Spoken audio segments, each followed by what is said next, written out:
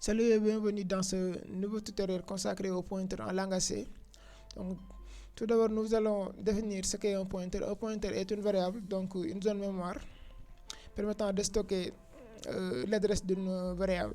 Donc, le stockage d'une adresse d'une variable va nous permettre de pouvoir accéder directement. Donc, ne pas avoir à utiliser leur valeur, souvent ce qu'on fait dans les fonctions. Voilà, maintenant pour vous permettre de comprendre l'utilité des pointeurs, nous allons essayer de résoudre un cas pratique. Donc le cas consiste à créer une fonction ou bien une procédure qui va nous permettre de connaître notre âge en 2030 et notre âge en 2040. Donc l'utilisateur va passer son âge actuel et ensuite il va utiliser deux autres arguments qui seront manipulés par la machine et ils transmettent l'âge en 2030 et l'âge en 2040. Voilà, donc nous allons d'abord créer cette fonction-là. Donc cette fonction-là aura un type void, vu que les fonctions en langage C ne permettent pas du tout de retourner plusieurs variables. Donc nous serons obligés d'utiliser les voids. Donc ici je vais dire void et la fonction je vais l'appeler âge 2030, âge 2040. Ensuite ça va prendre ces paramètres-là, âge. Voilà, maintenant voici les paramètres de la fonction. Et ensuite, nous allons le copier. Nous allons venir ici dans notre fonction et nous allons l'implémenter. Voilà, maintenant ce que la fonction va faire, c'est de prendre l'âge en 2030 et de le calculer.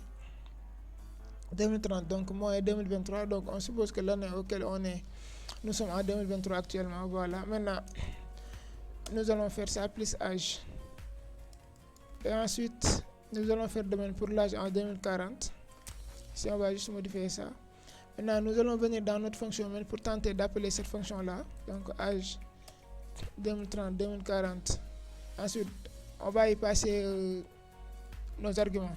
Donc, tout d'abord, on va créer nos variables âge et nous allons l'affecter à 20.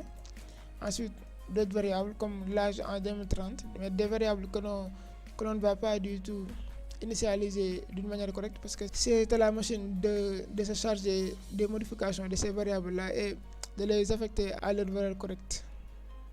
Voilà, maintenant A30 et A40.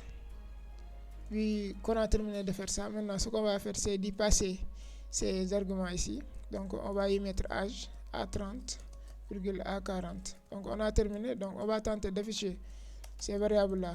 On va utiliser un printf 2040. Donc nous allons l'exécuter. Ici j'ai créé un makefile pour l'automatisation de mon programme et aussi un alias pour réduire la ligne de commande à taper à chaque fois. Voilà, maintenant nous allons taper la commande là, run.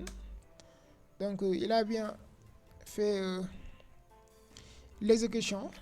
Attends, je vais mettre ici des /n pour améliorer la lisibilité. Voilà, je vais faire un clear ici et je vais refaire un run. Voilà, il a dit que l'âge en 2030 est 0 et l'âge en 2040 est 0.